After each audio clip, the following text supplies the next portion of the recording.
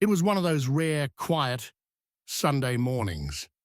Birds chirped. A soft breeze rustled the rosemary. And somewhere in the distance, I could hear the faint clink of wine glasses. My garden, tucked peacefully at the edge of our HOA neighborhood in Oak Ridge Springs, was its usual slice of serenity. Until a scream pierced the air so violently it sounded like someone tried to murder yoga. And that's when I saw her, Valerie, chairwoman of the HOA, queen of passive aggression, and self-declared guardian of community wellness, running through my heirloom tomato rose like a soggy hurricane in a spa robe. Cucumber slices flew, essential oils dripped, and behind her, a stampede of equally panicked spa guests, all in matching robes, flailing through my lavender beds like it was a Black Friday sale at a skincare outlet. Now, let me back up a little. My name's Jake, and I'm a licensed wildlife rehabilitator. Specifically, I specialize in caring for injured or orphaned skunks. Yeah, skunks. I know what you're thinking, but hear me out. They're misunderstood, intelligent, and surprisingly affectionate. I'd turned my acre of land into a mini refuge, habitat zones, rescue dens, and plenty of signs that read, Skunk Rehab Zone, no trespassing. Most neighbors respected that. Most, but not Valerie. Valerie had a long-standing grudge against me. It all started 2 years ago when I ran for a seat on the HOA board, promising to challenge some of the more questionable rules, like banning vegetable gardens and unaesthetic Halloween decorations. Valerie lost that vote by 2 ballots.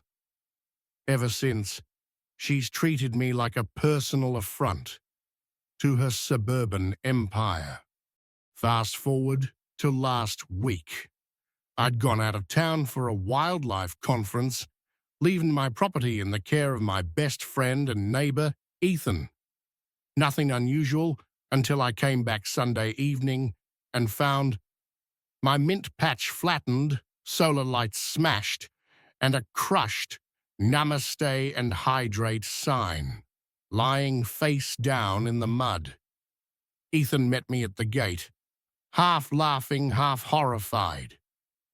"You're not going to believe this," he said. Apparently, while I was gone, Valerie decided to host a surprise wellness retreat on my property without asking.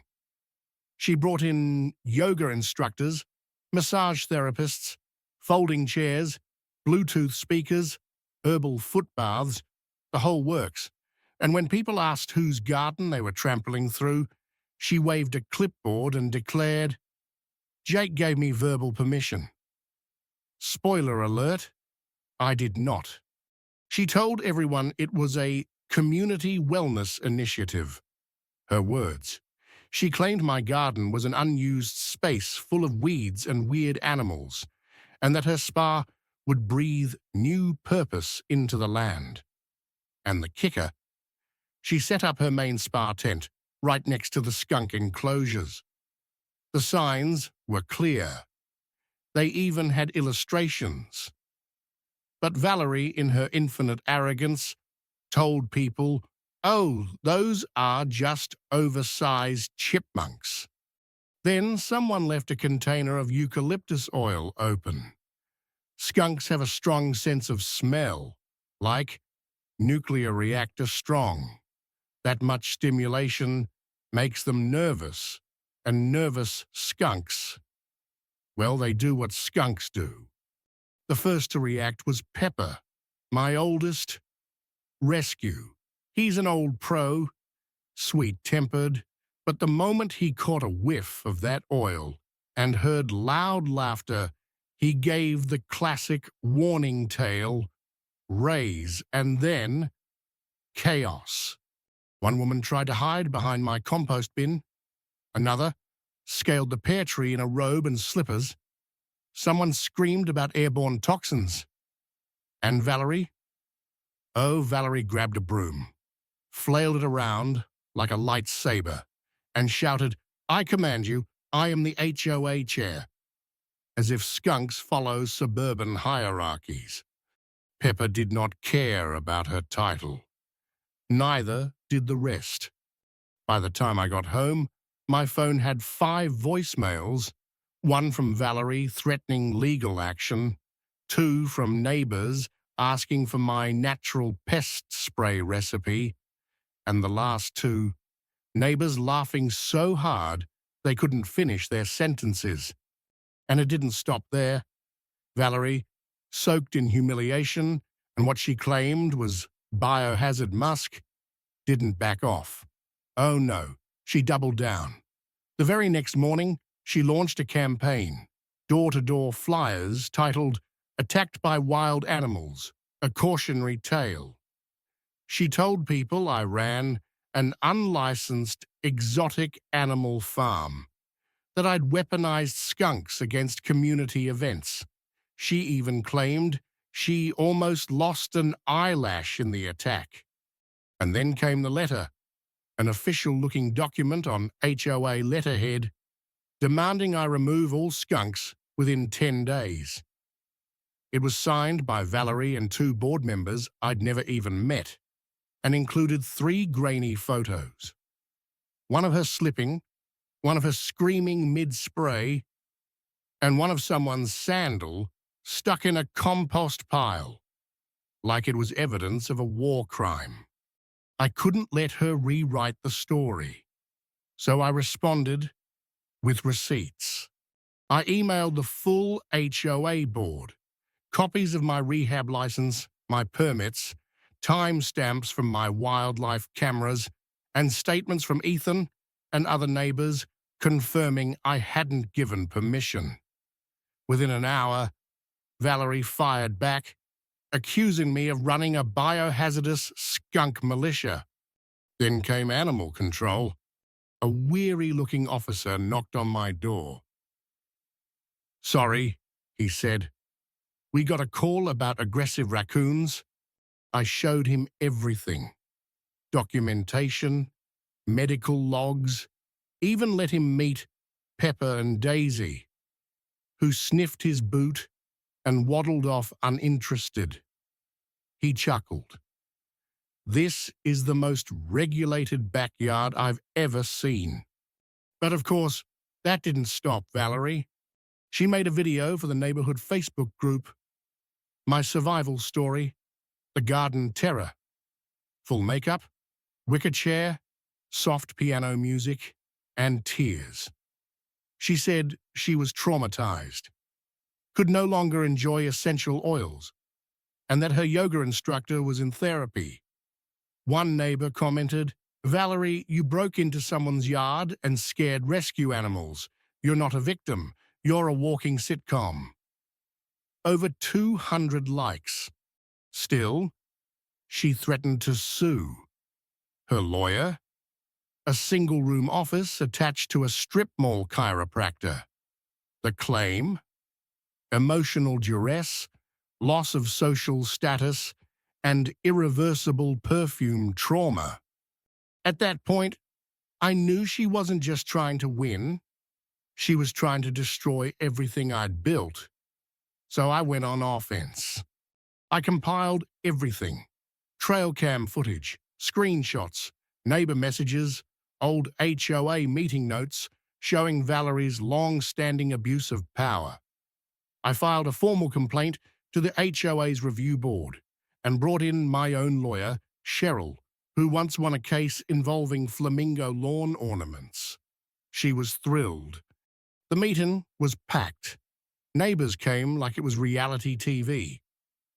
Valerie showed up wearing a silk scarf and carrying a folder like it held national secrets. She gave a dramatic speech about botanical warfare and held up a stained robe like it was Exhibit A in a crime scene. Then Cheryl presented the footage. Slow motion. Valerie marching onto my land. knocking over warning signs, waving her clipboard like it was a wand, and of course, slipping into a mint patch mid-scream while Pepper casually strolled by. By the time the lights came back on, even the HOA board looked embarrassed. Verdict: Valerie was officially cited for trespassing, community disruption, and false reporting. Her event privileges were suspended for a year, and my license fully upheld. You'd think it ended there. It didn't. Valerie launched a Restore the Neighborhood Sidewalk campaign, complete with pastel banners and aromatherapy candles. Claimed skunks were mutating from peppermint oil and becoming a public threat. Her petition got 3 signatures. 2 were from people she bribed with cupcakes. The third, her cousin, who lived in Florida. Meanwhile, I held a legally approved Wildlife Wellness Day. Family-friendly, educational, real professionals. Skunks in secure enclosures. Kids planting herbs.